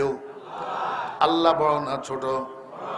তো এরপরে সালামের উত্তর দে রাসূল আকরাম সাল্লাল্লাহু আলাইহি ওয়াসাল্লাম, আসসালামু আলাইনা ওয়া আলা ইবাদিল্লাহিস সালিহিন। তাহলে সালামের উৎপত্তি হলো বড় থেকে, সালামের সূচনা হলো বড় থেকে। এখন আমরা বড়রা ছোটদেরকে সালাম না দিয়া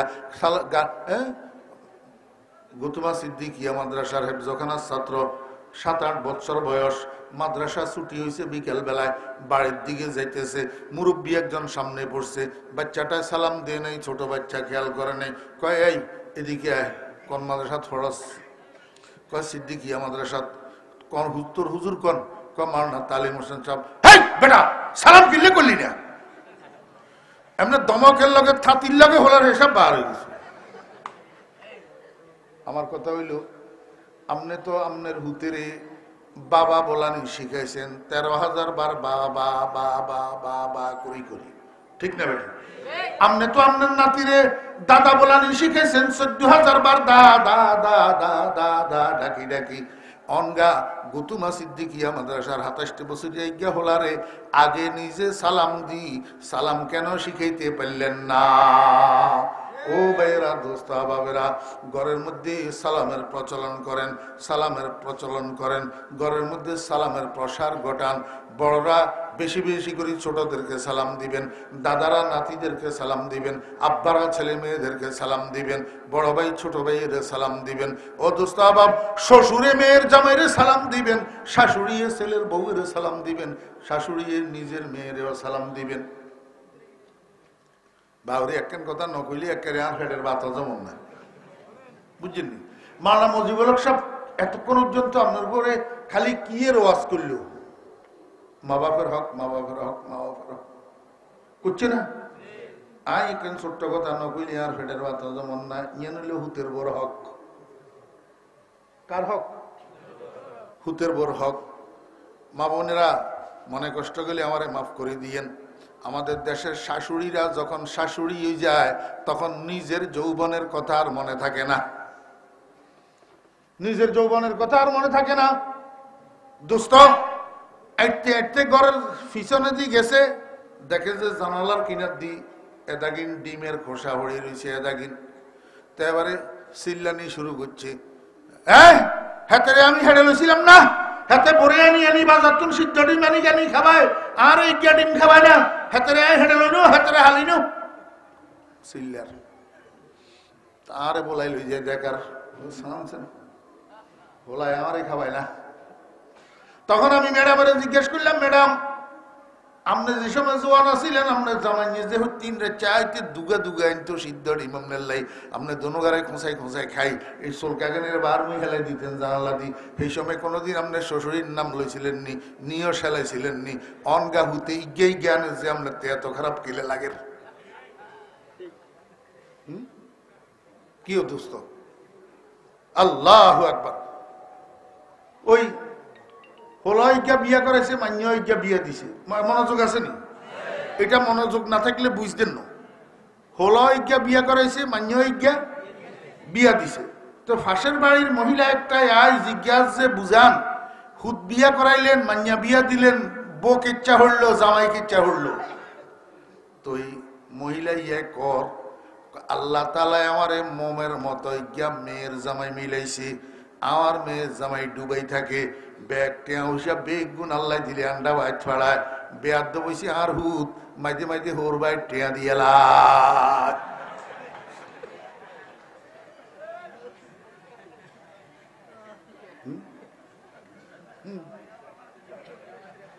বুঝেন না লাগে তারা আসে না তারা বুঝে না আল্লাহ তাআলা আমারে মোমের মতন মেয়ের জামাই মিলেছে আমার মেয়ের জামাই ডুবাই থাকে ব্যাগটি আমসাগুন আন্ডা বাই ছাড়া আর বেয়ার তো বলছে আর হুত মাঝে মাঝে হোর বাই টিয়া দিয়ে দেয় মাঝে মাঝে হোর হোর হইলাই খাইবেলাই 500-1000 টিয়া দিয়েছে হিয়া বেয়ার তবকা আর জিয়ায় মা বাপের মাথা লাথি মারি টিয়া হইসা বেগুন হেবেড়ির কাছে হারায় হোর বাই হিয়া বলে মোমের বানাইয়া জামাই বলে এবারে ইনসাফের ঘরে আগুন লাগছে নি কোন আমার ভাইয়েরা দোস্ত বাপ এডি মান্যওয়ালা দুগা জোয়ান জোয়ান ইজ্ঞার নাম বাবি আর ইজ্ঞার নাম ননদ আসেনি ইজ্ঞার নাম বাবি আর ইজ্ঞার নাম ননদ হইতিন খালি ঝগড়া লই কাম লই ঝগড়া হইতিন খালি কাম লই ঝগড়া কিলে বাজে কইতে নারবেন নি ননদে মনে করে যে বাবি ইয়ার বাপের কর্মচারী ননদে মনে করে যে বাবি ইয়ার আর বাপের চাকরানি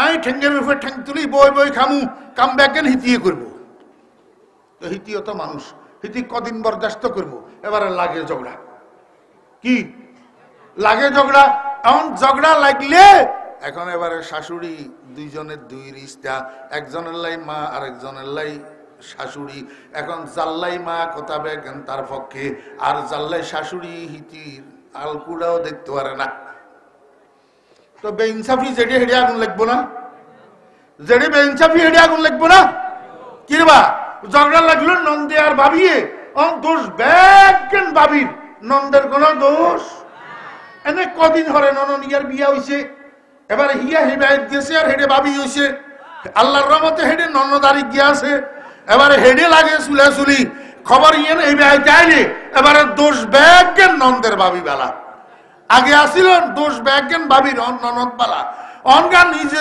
জন ভাবি হইছে অন দোষ ব্যাগেন নন্দের ভাবি বেলা বেইনসাফির আগুন দুনিয়ায় বড়ই লাগি আমি ফেরেশতা স্বভাবের দেখছি আল্লাহু আকবার এই শুনেন আমরা যৌতুকের বিরুদ্ধে ওয়াজ করি না যৌতুকের বিরুদ্ধে কার জন্য কার লাভে কার উপকারে ওয়াজ করি মহিলা কার মহিলার উপকারে না যৌতুকে আমরা কোনো ক্ষতি করেননি যৌতুকে ক্ষতি করেন মহিলারা না যেগুন বাপ গরিব আছে সেগুলো যৌতুক দিতে পারে না মান্যাগা সবারই বিয়ে দিতে পারে না দেরি দেবে তা আমরা কইছি না যৌতুকে লাথি মারো কিন্তু আমরা তো যৌতুকের বিরুদ্ধে ওয়াজ করি কিন্তু সমাজে তুন যৌতুক তুলতে পারিয়েন না কার দোষে করতে নারবেন নি এই মহিলার দোষে সমাজে তুন যৌতুক উড়েন না কিনলেই মহিলার কারণে যৌতুকের বিরুদ্ধে ওয়াজ করি আর মহিলার উপকারের লাই আর যৌতুকের ধরে রেখছে এই মহিলারা কনে কোন মহিলা এই হরিও গলে কি গলে হরিও গলে হুতের হর ভাই তুন কি আইলো ন আইলো কি দিল ন দিল এখন লই বাপে মাথা কামায় না মাথা কামায় হলার না এত কম কিয়া দিলেন বিয়াই বেআইন এত কম কিয়া দিলেন আর এত আত্মীয় স্বজনের 10 কেজি মিষ্টি আই কারে দিব কারে থুমু আর 10 কেজি কিনতেও তো হিতি রাগ কলই যাবে জি কার দোষে যৌতুক উড়েন না খালি ওয়াজ একমল করলেও তো না এই কথার অর্থ কি এই কথার অর্থ আপনারা মনে করছেন আমি মা বাপের খেদমত না করবেন লাইকুছি। এখানে মা বাপের আলোচনা আইয়ে না, মা বাপের খেদমত না করার আলোচনা আসে নাই। মা বাপের খেদমত করতেই হবে। মাওলানা মুজিবুল হক সাহেব মাদ্দাজিলুল আলী যে ওয়াজ করছেন এটা 100 বড় হক। কিন্তু আমার কথা হলো কোন পরিবারের মধ্যে বেইনসাফি হবে না। যেখানে বেইনসাফি হবে সেখানে শান্তি থাকবে না, সেখানে অশান্তির আগুন জ্বলবে।